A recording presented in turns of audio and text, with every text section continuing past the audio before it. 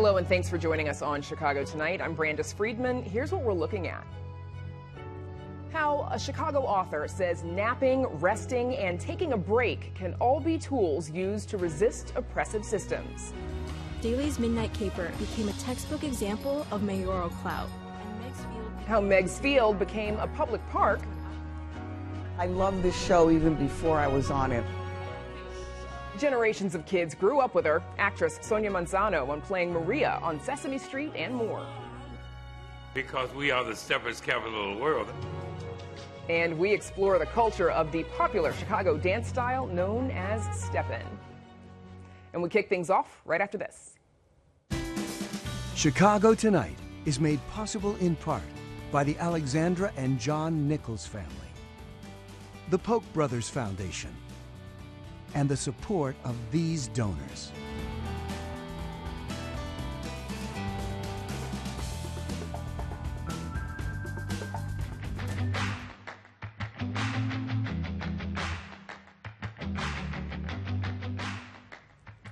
Taking a stand against capitalism by taking a nap. That's the message of the woman known as the Nap Bishop. Chicago native Tricia Hersey founded the Nap Ministry in 2016, advocating that rest is about more than just refueling for the next day's work, but for resistance. The activist, artist, and author of 2 books is back in her hometown to spread the word this Juneteenth.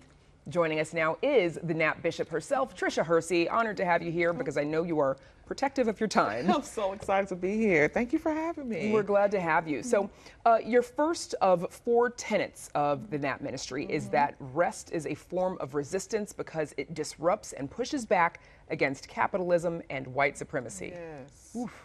So That's it's a lot. A mouthful. That is a lot. It's a lot in there. Break that down for us, please. Yeah, you know, I think when I first started the work, people were like, what does naps have to do with white supremacy? What does naps and our labor and our lack of rest and our sleep deprivation have to do with capitalism? So it's hoping to connect the dots by looking at it from a historical examination of what capitalism is, where it was founded. It was founded on plantations, on the backs of enslaved Africans. And so the same engine that drove automating the body, the commodification of black bodies, working 20 hours, the agricultural chattel slavery, is the same engine that is driving capitalism today, that has people working 2, 3, 4 jobs, profit over people, they still can't pay rent. And so all of these things about how we see ourselves, our bodies, what our bodies hold and what our bodies are here to do around the idea of labor really is about that first tenet. People really are like, I don't understand why I'm so exhausted. I'm like, you're moving at a pace that's unsustainable. Capitalism demands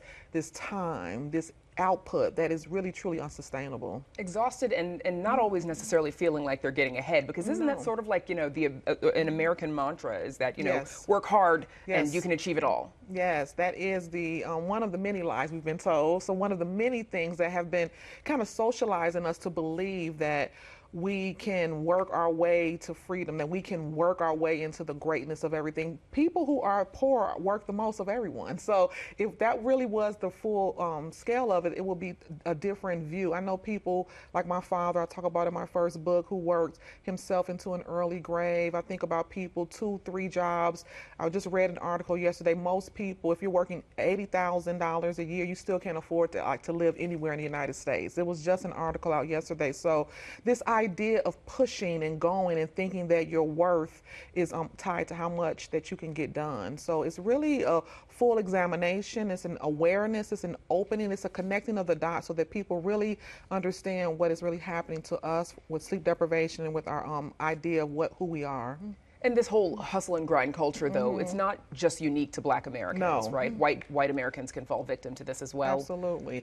Yeah, you know, this work is a global work. It's really work that is human rights work. It's looking at the idea of who we are, what we are, and then seeing ourselves as full divine humans, no matter how many jobs we work, no matter how many things we accomplish, no matter how much money we make. It's pulling the veil over our eyes so that we can really see ourselves for the true nature of who we are. Everyone is suffering under the violence and terror of capitalism and white supremacy. Even white people themselves are suffering deeply from the spiritual deficit that comes from white supremacy ideology, capitalism pushing the profit profit over people, do anything to make money. And so those things are really what is really driving the work.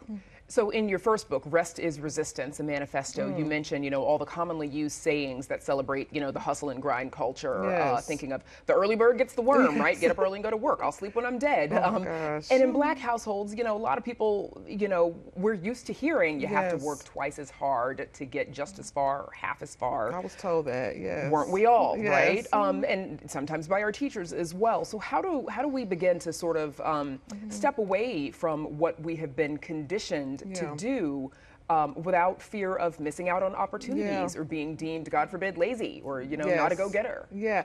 I think that's such an important question. I get this question so many times. Everyone wants to know, like, I love what you're saying, but how? I have to work. And that's really the point of it all. I'm really asking us to really just begin to see clearly what is happening. I don't believe that we can stop working at any time. I don't believe me as a Black woman could ever not be laying around leisurely all the time. Like, I have bills the same way everyone else does. We all are living in a system that demands that we have output. What I'm asking people is that they begin to see themselves as not simply just on earth to work, that their labor is not attached to who they are and how the worth of who they are. You know, this culture really teaches us to hate ourselves, to not see worth of who we are just simply by being alive, that we have to be able to connect the dots between I have these accomplishments, I have this much in the bank, I've done these many things, and now I'm okay, now I'm beautiful, now I'm enough. And I'm really asking people to say that you are enough right now, that you can begin to slow down, see yourself as human, that you can resist the lie that you are a machine, that you can work 20 hours, 24 hours, that you need to hustle, that you need to monetize every single hobby in your life, that you can't have leisure, that there isn't space for you to breathe and to be, that you can't connect. And so this is really healing work for us to begin to uplift what needs to be healed. What are the things that we've been told that have caused us to not see ourselves as whole humans? You mentioned that rest isn't just napping, even though you're the nap bishop. Yes. But you talk about your grandmother especially and how that woman, she got her rest in, right? It wasn't always a nap. But talk about other ways that people can rest. Yeah, in my book, I talk about the idea of reimagining rest. Like this idea that we're in this culture, in a culture that demands so much from us, that in a culture that's technologically, we're moving, we're going, that we're going to have to reimagine what resting is. It can't just be us going away, closing the door, telling our children to leave us alone, putting ourselves under a blanket and never coming out and not being in a community with each other. We're really going to have to begin to reimagine resting as being something simply that slows you down enough that you can connect your mind and body, a slow walk, yoga, meditation, prayer. And we're looking at some pictures of some of the events that you've done as well. Meditating, with just resting. Daydreaming. Daydreaming is a big one. I'm really deep on the idea of daydreaming and just having moments to just be. I think about my mother, Jean, every morning taking her 15 minutes to put her Jergens lotion on. You know, like even not rushing out the house, not answering a phone call immediately. There are infinite ways to slow down, to rest, to connect, to detox from social media, to feel and be truly who we are outside of just labor, outside of just getting things done. And you also talk about the importance of rest so that you can dream, because when you're busy all the time, there's no time for your brain to just roam freely. No time What's at the all. benefit of dreaming? Dreaming is really, we really want to get into the science. The neuroscience of sleep tells us when we sleep for more than 6 hours, more than 8 hours, our brain allows us to imagine, to heal. There are moments where we can like reboost our memory. People who are creative really need time to just sit and dream and imagine. And these have been taken from us because we've been told it's lazy, you're wasting time, stop daydreaming. But dreaming itself, when we're in a full dream cycle, does so much for our organs, for our mental health. And with the mental health crisis that is happening now in our culture, slowing down and dreaming and resting and daydreaming really is going to be the key to so many things that are around our wellness. All right, sweet dreams. Tricia Hersey, thank you so much for joining us. It's been a pleasure. Thank you. Up next, the inside story on a memorable Chicago transformation. Stay with us.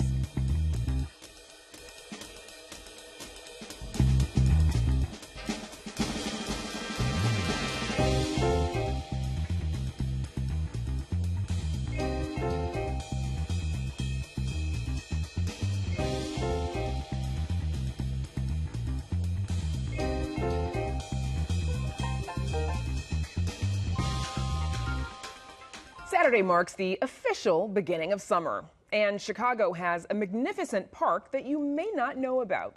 It's on Northerly Island between the old McCormick Place and Soldier Field. It used to be an airport. So what happened? Our Eunice Alpasan has the story in our latest edition of WTTW News Explains.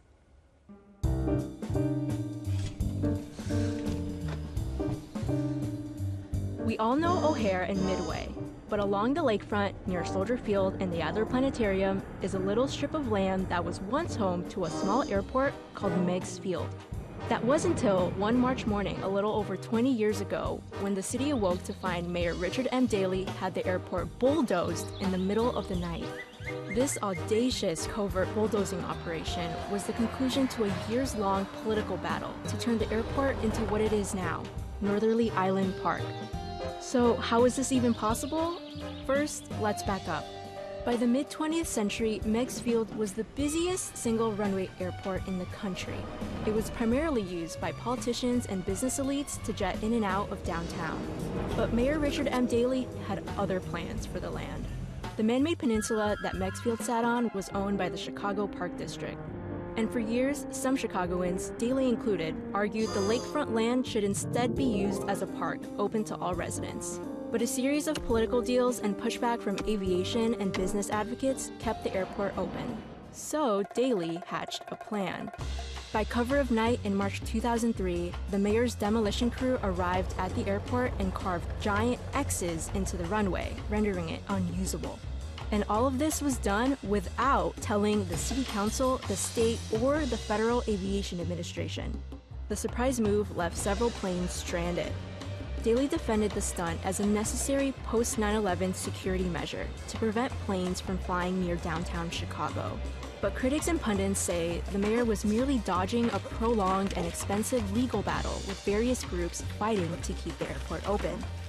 No matter the purpose of the plot, Chicago had to pay the FAA a $33,000 fine and an additional $1 million to repay grant funding. Daley's Midnight Caper became a textbook example of mayoral clout, and Meigs Field became Northerly Island Park, home to an outdoor concert venue and an urban nature sanctuary.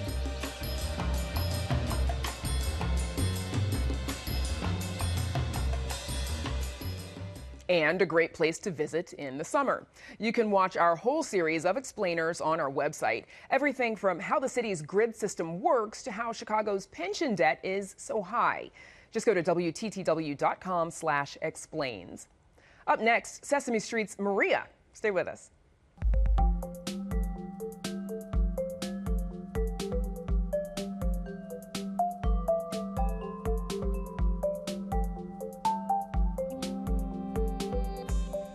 Sunny day sweeping the clouds away. That's how Sonia Manzano spent her career for more than 4 decades. The actress hung out with Big Bird, Oscar the Grouch, and the whole gang while playing Maria on the beloved program Sesame Street. Manzano was recently in Chicago, where she spoke with Chicago Commons and supporters about the importance of early childhood education. We sat down with her while she was in town and took a trip down memory lane. How did you get to Sesame Street? It was such a wild time. It was the late 60s. America was a different place. It was an idealistic place. There was the civil rights movement, and Joan Gans Cooney had this brilliant idea of using television to reach underserved children. I remember her on a talk show. She said, the people who run the world can read, therefore these children have to know how to read. So it was an exciting time, and I simply got cast. I think the most important things happen to you when you're not paying that much attention. I was in a Broadway show. I didn't realize it was going to go on and on for so many years. What was the importance of your role on Sesame Street at the time? Because there was not a lot of Latino representation on television. I loved the show even before I was on it. I saw it at the Student Union of Carnegie Mellon University. I walked in, and there was a very bald, very young James Earl Jones reciting the alphabet. I said, what is this? I thought it was a show that taught lip reading, because, you know, he's very deliberate, A, B, C, as he is. Yeah. The letters flashed over his head. I said, what the heck is this? When I saw Susan and Gordon, this beautiful African-American couple, I was stunned, because at that time you did not see people of color on television, and if you did, they weren't the beautiful Susan and Gordon, and they certainly weren't any Latinos. And I was born and raised in the Bronx, watching a lot of television, and wondering how could I contribute to a society that didn't see me. You know, I didn't see people like me. People would say, do you want to be a teacher when you grow up? I don't know, I never saw a Puerto Rican teacher. You know, you don't, if you can't see it, you can't be it. And that moment of seeing Susan and Gordon gave me a little inspiration. Did you know that the show would be as groundbreaking as it went on to be? No, no one could have possibly known. It was a perfect storm. I always think of the Beatles. You know, the Beatles separately are great musicians, but they're not who they became as a group. And we had Jim Henson, Puppets, the Puppeteer, Joe Raposo, a brilliant composer who was able to write real music for children, John Stone, who was a visionary as far as television goes. And this was a great crash of creativity and civil involvement. Compared to your time on Sesame Street and what that show provides, how does your new show, Alma's Way, how does it address the learning needs of children today? The good people at PBS Kids asked me to create a show, a Latin family show, so of course I made it. My old neighborhood in the South Bronx is where Alma and her family lives. And I took cues from Sesame Street. Sesame Street looked around society and said, kids need this. And that's what we provided. So I looked around today, and I said, what do kids need today? And I saw overcrowded classrooms, kids who didn't speak English, a lot of testing, and a lot of kids who, if they couldn't pass tests or couldn't memorize information, thought they weren't smart. So the idea of Alma's Way is to make sure kids know everybody has a brain. Everybody can put two and two together. That's just a given. So that these children who might be underserved or in stressful situations don't think that just because they can't pass a test or memorize information at the same moment that the next kid does, that's where we're heading. We want everybody to learn everything at the same time. That has nothing to do with your intellectual powers. Have you noticed a shift in children's educational programming and how kids are taught today? People ask me this all the time. Kids haven't changed, but what we expect of them has changed. We expect them on the internet because of COVID. The classes were held on television, so we expect that of them. We expect them to learn at the same moment as their peers, as I mentioned before, not at their own pace. They are still as curious as they ever were. Seems like in some ways you kind of did become a teacher. I guess I just observe what's going on around me, and I'm very curious. This place, this Nia Family Center, I was waiting in the door and a kid comes in and says, blueberry muffins. I mean, she was ready to identify the objects around her. She must have been around 3. You've written a number of children's books throughout your career. What inspired you to write your memoir, Becoming Maria?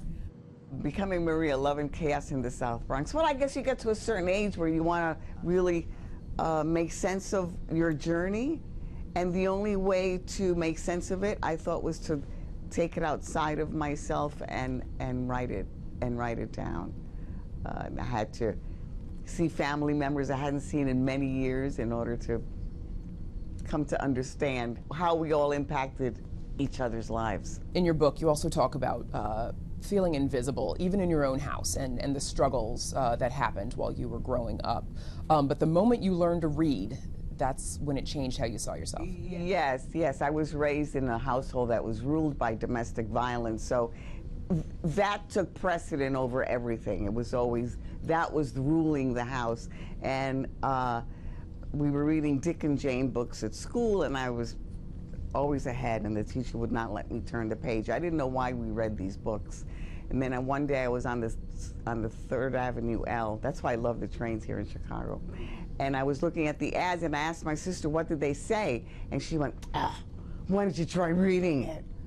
And I thought reading was something you only did in school with Dick and Jane books.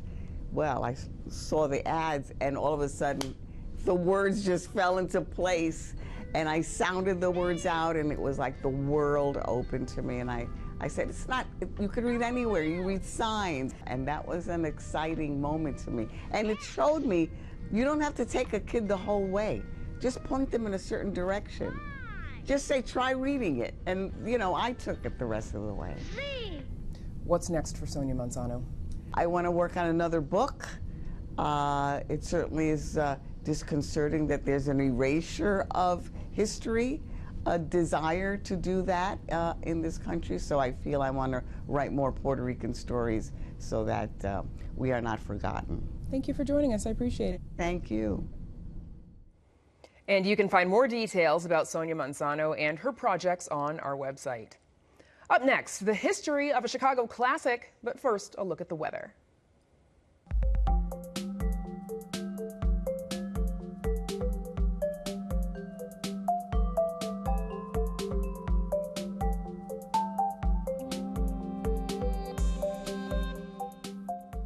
Chicago is the Steppin capital of the world. That's if you ask the godfather of Steppin himself, DJ Sam Chatman, who's credited with coining the term. And though the dance craze's popularity has spread across the country, no one can do it quite like the hometown originators. We recently explored the local culture and history of Steppin. Here's another look.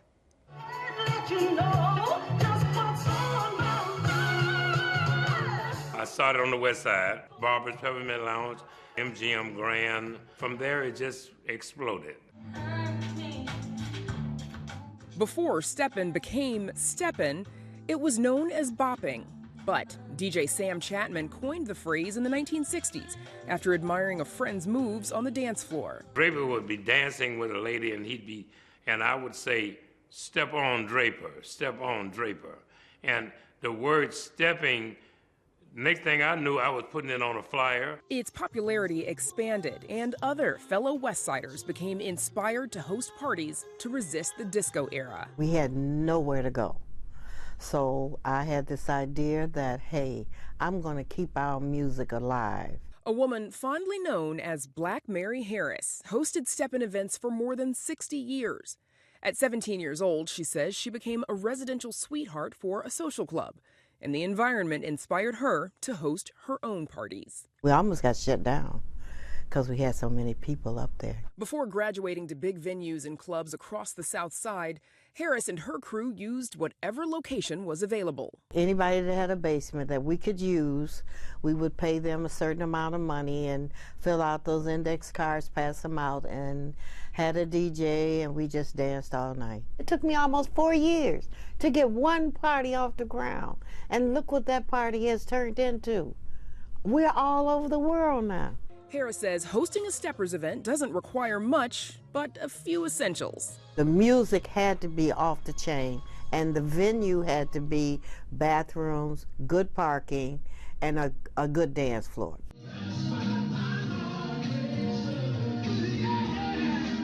Back in the day when we learned to dance, it was always, if the man could do it, I could do it. So you're not going to outdo me.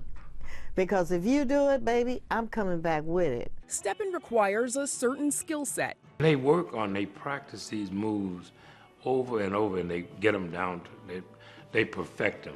If he did something and I did something, or we did it together, it was the blendiness, it was the footwork, it was the mannerism of how you move your body. And though other cities have adopted Steppin, Chicagoans can always claim the original set. We are the Steppers capital of the world.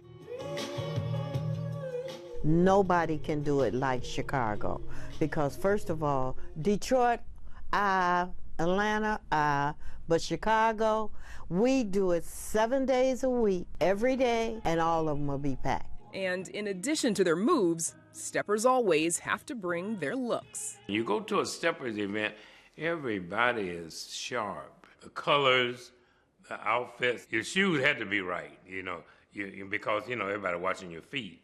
And what's more, Steppin provided people with a space to let loose and relieve their worries. I would tell them when I first started my party, leave all that mess outside. You come in here, free spirit, have a good time. Pick it up when you leave my party. And even as new dances emerge, Chapman remained confident that Steppin will never leave the dance floor. Where did I see Steppin going? And I said, we haven't even scratched the surface, because I'm noticing parents and grandparents are teaching their children, their babies, to step.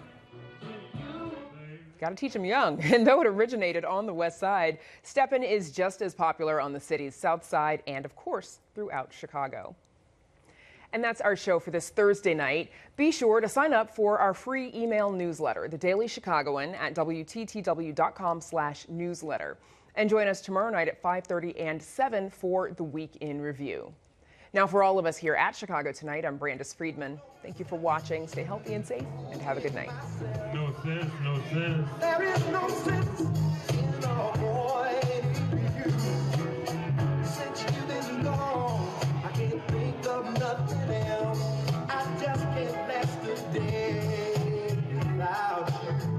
Oh, every time I think I'm over you, you cross my mind.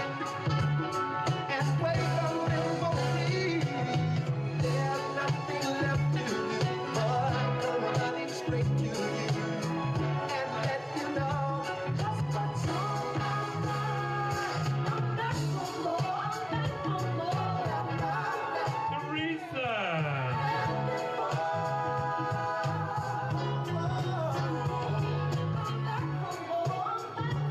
Closed captioning is made possible by Robert A. Clifford and Clifford Law Offices, a Chicago personal injury and wrongful death firm that supports educational initiatives in the legal profession.